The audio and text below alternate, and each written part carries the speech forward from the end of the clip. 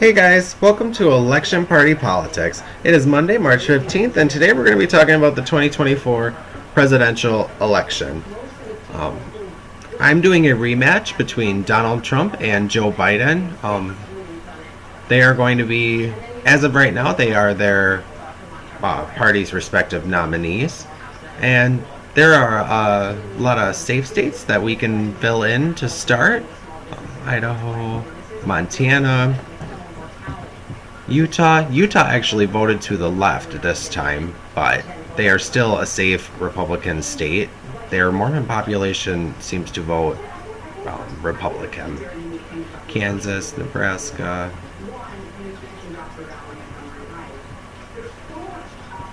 Nebraska's second is a toss-up. The last two elections it has flipped. It voted for Obama in 2012. It voted for Donald Trump in 2016, and then reverted back to Joe Biden in 2020. And there are a lot of different variations of what could happen with the 2024 election, and we'll talk about that a little bit. The gerrymandering, and there is a lot of voter suppression, voting rights issues going on in many of the states. Georgia is definitely the battleground for all of this. Other states not getting as much attention would be Arizona. They seem to be on the verge of following suit with Georgia, trying to change the way the electoral process works and doing their best to what they call select voters, that they need quality voters rather than the quantity of voters. And we know that, Mississippi and Alabama are not Democratic. A long time, not that long ago, I believe 20 years ago, Alabama had Democratic senators and a Democratic governor, but over time they changed due to the corporate policies. A lot of corporate Democrats were running those states, and it caused a lot of poverty, actually.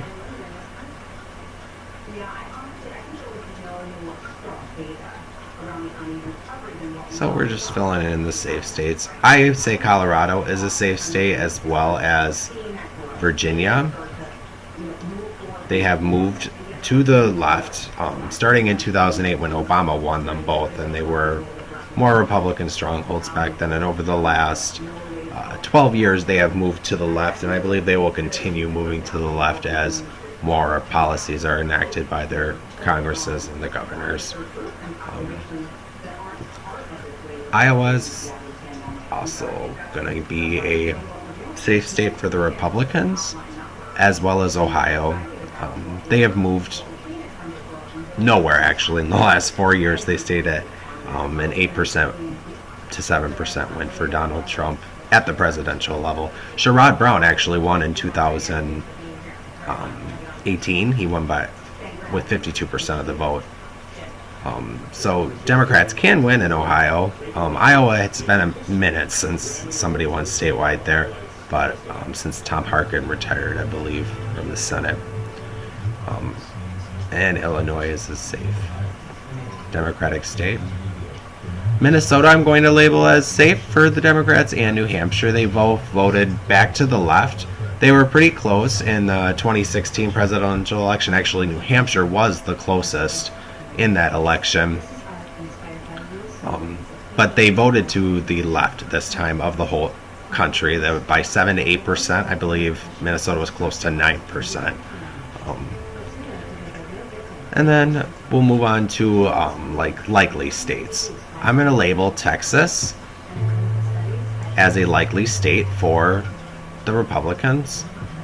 Florida as well. They are seeming to move to the right, and since Donald Trump's going to be living down there and using that as his base, I believe more Republicans will either move to Florida, or former Democrats will change party affiliation to the Republicans, and it will make them more of a likely state, maybe even a safe state in 2024.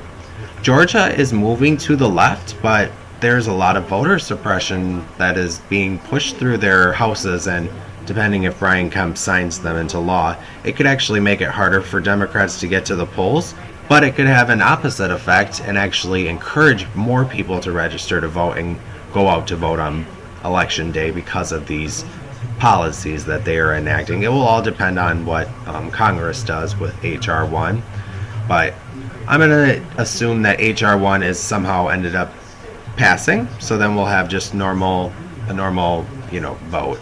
Everybody will have a chance to have their voice heard. So we will go with Georgia would be actually a lean at this point, hopefully over 1%. My leans is from 1 to 5%, but it may be even closer, so we could put it as a tilt Democratic. Arizona is moving to the left, but they are going to be more of a lean as well. Maybe not almost a likely, but not there yet. New Mexico is a likely state. I didn't fill that one in. Colorado is also a likely state. Nevada, I'm going to put as a lean. They were voted for Joe Biden and Hillary Clinton by about the same, 2.3%. So they are, I would say, lean.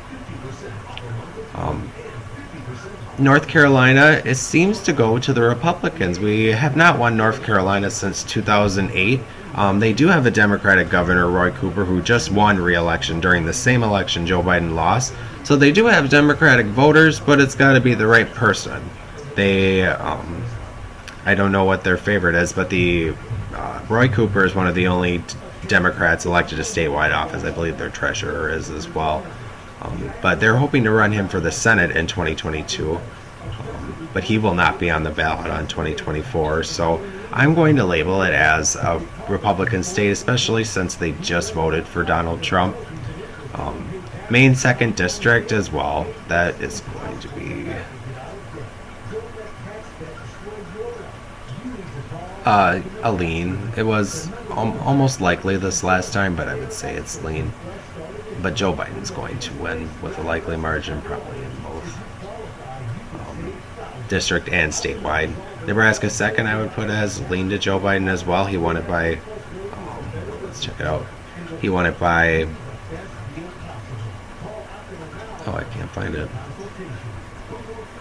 There it is. He won it by a safe margin with 6.5%. So actually, sorry, I labeled that.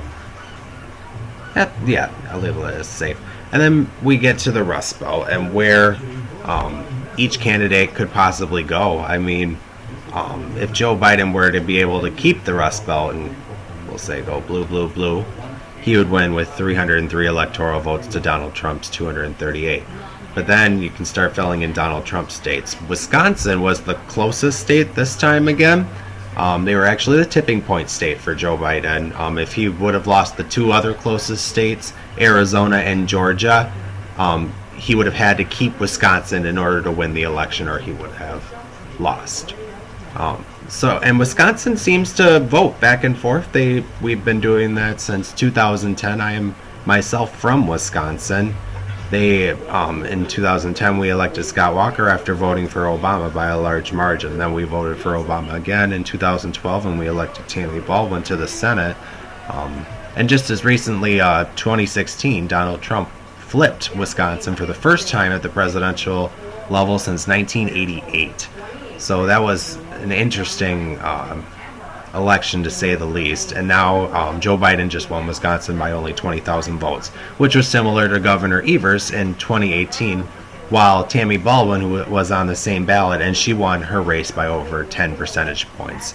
So Wisconsin, it's more of a candidate than a party, I would say, because Tammy definitely gets crossover votes on the Republican side, and I believe Joe Biden did this time, but Donald Trump was able to turn out people who do not turn out for elections as often, which is good for both candidates. I think it's good for democracy that as many people vote as possible, because that's kind of a big decision. A lot of people, politics is a big thing, So, but in my opinion, what's going to happen? I believe that Wisconsin is on the verge of turning into a conservative state. I'm going to give it a tilt Republican margin for Donald Trump. I believe that next time they will even organize more. Donald Trump would come here more. The coronavirus will hopefully be over with by then. He'll be doing his rallies here, and I believe he could flip it. Michigan, I think, is going to actually stay in a lean Democratic mode. And then Pennsylvania is the toss-up, I would say. But even without Pennsylvania, Joe Biden could win the election this way with 274 to Donald Trump's 248. And even if Donald Trump won Pennsylvania, it would be one of the closest elections. It would be the closest election since 2000 when George W. Bush won. A 274 to 276 margin, that's not very safe. And that's even thinking that maybe some parts of H.R. 1 are going to get passed if they split it up and can peel away some Republican votes in the Senate. But, and thinking of some of the voter demographics and the voter laws that they are putting through at the state level, this map could be even redder. So the Democrats have their work cut out for them, but I think that they have a good shot at winning national elections, especially going into 2028 and 2032 as the demographics change throughout our country. Anyways, thank you for watching my video today. If you'd like to comment and subscribe, and have a great day.